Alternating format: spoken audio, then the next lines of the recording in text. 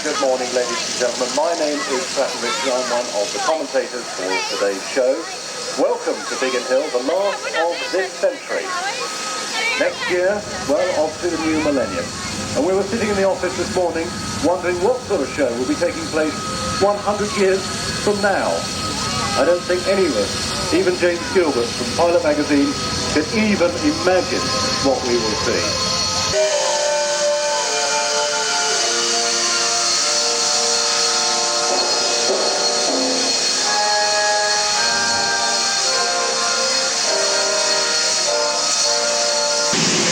Couple of Harriers going off to Waddington.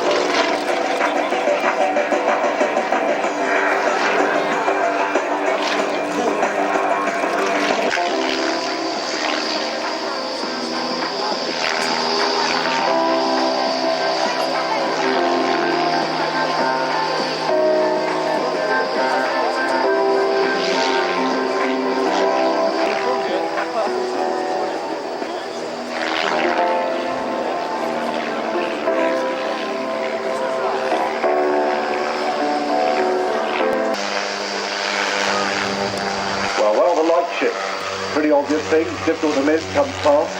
The main advantages of airships, light ships, is advertising. Of the Gulf of Mexico for checking for drug smugglers. They use it for high radar observation. They can sit around for hour upon hour. They use them obviously for the test matches. Station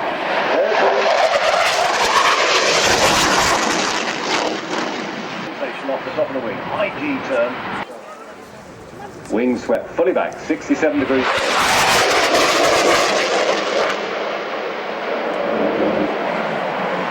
The 2.27.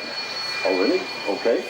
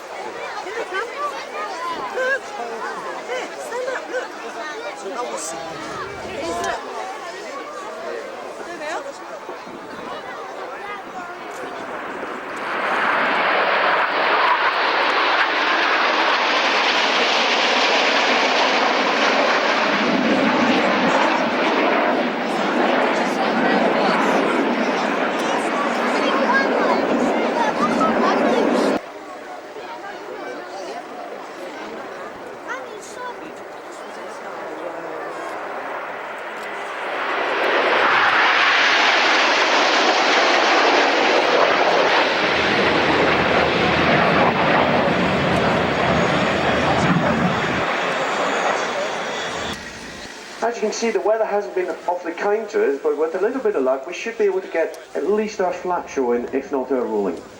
Short island.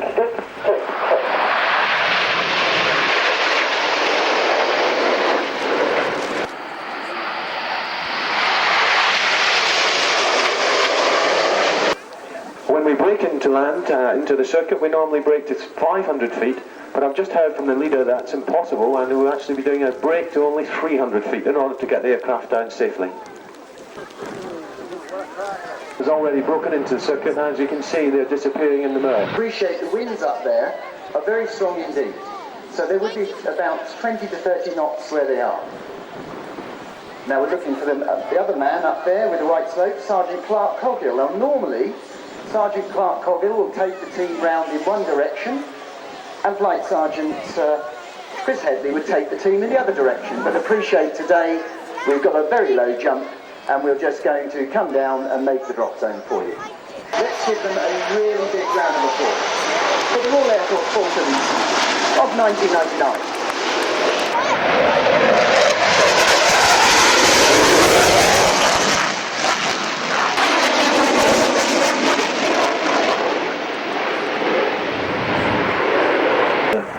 Sidewise the pylons. They float it with a towed radar decoy.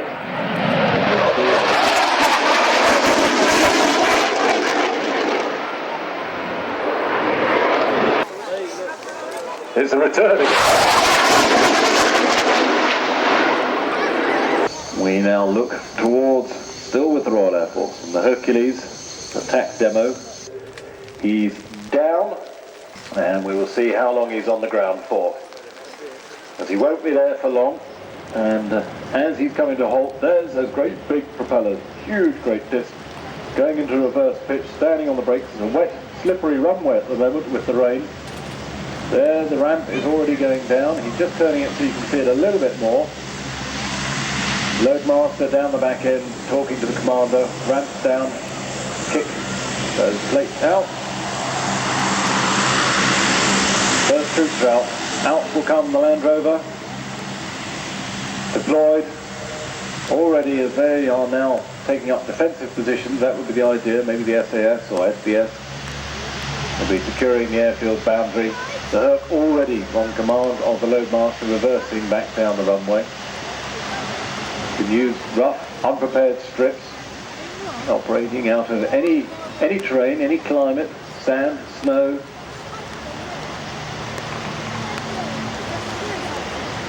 Been on the ground just over 1 minute already. Now starting the takeoff run. 1 minute 30 seconds, already gone.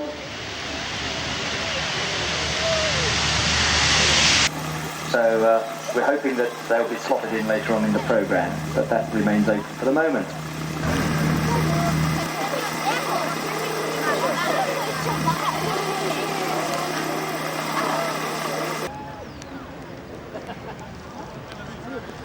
Can be given as a gift to somebody for all sorts of activities, either a parachute jump, flight in a balloon, flight in a Dakota like the flights operating today at 6 and 7 o'clock, racing car, tandem parachute jumping.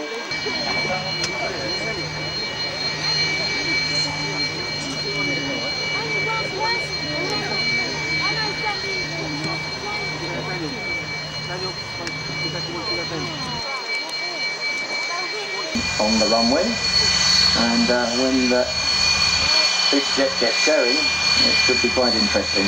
I remember seeing the Harrier land after a rainstorm last year or the year before. You know the picture on the front of the programme there, the whole load of dry grass there. It's like that in the water.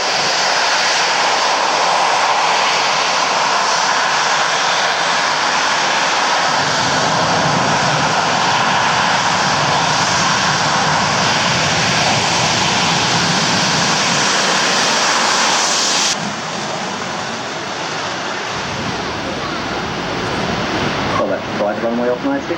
The duo won the best team display. He's also won the best individual display.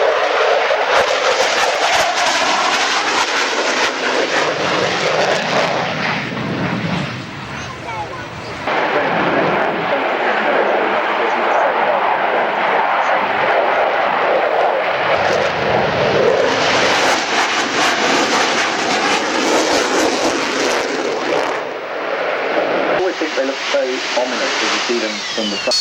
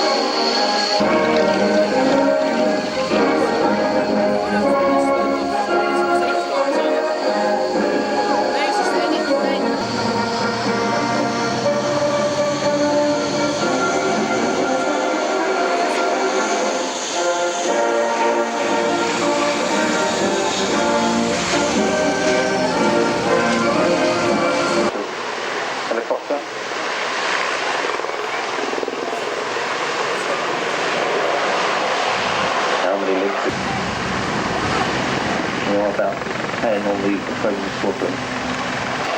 So that's normally 2 hours 20 minutes, of which you can work to a radius of about 150 miles. The length, please, Mark 7. This is the army version, very similar, albeit with the good skids instead of wheels. So where have you been in team service with the Lynx? At the time I've been working with the Lynx, and those of you like transport is another travel, is another incentive. A good display to look forward to in just a few moments. She is instructed in the UK and in Africa, and also has done public transport flying on 4-engine jets. She's also a black belt in Taekwondo. She was a member of a motorcycle display team. She spent time riding a motorbike on the Wall of Death. We'll cue the music and sit back and enjoy.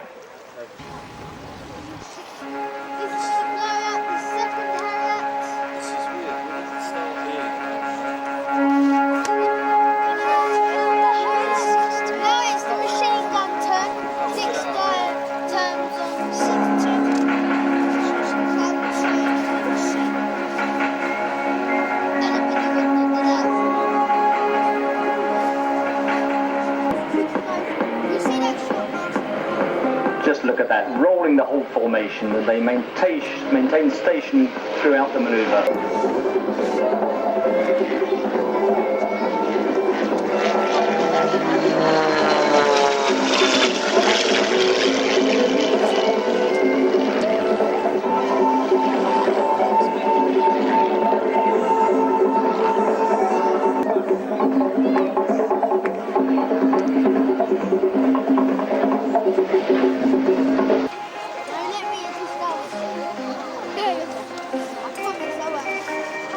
So our friends from the CIS, the Sukhoi duo, getting ready to depart now. And then rounding off the show, not just the Kitty Hawk as it says in the programme, but the Breitling fighters.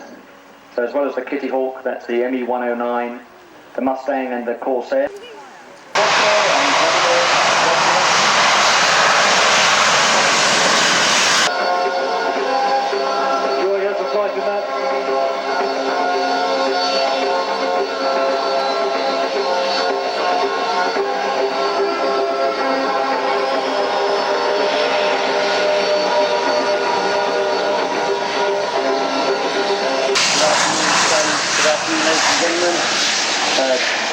David Ritchie.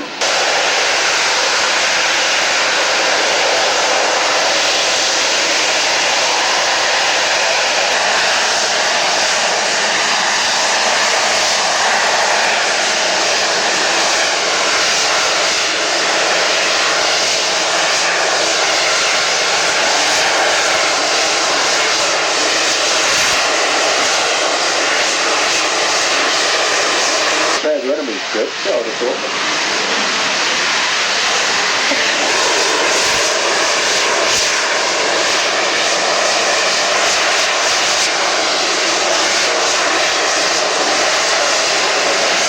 Of you will be able to hear the commentary, probably flexibly loose.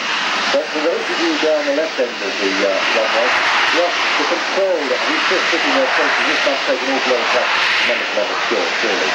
Well, in very short, high performance and the transatlantic range made the Canberra a world-beating bestseller operated by many air forces around the world. In 1995, it was about to be put underneath the scrapman's torch at Farnborough in 95. We still have this lost properties watching here, so I guess the issue is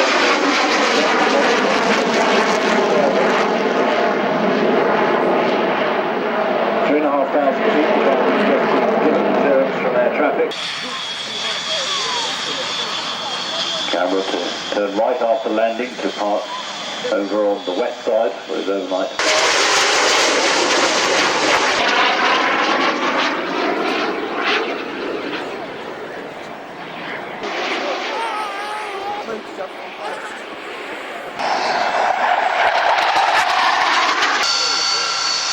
I can hear a Harrier out there. It's a Harrier GR7. That's the next display item.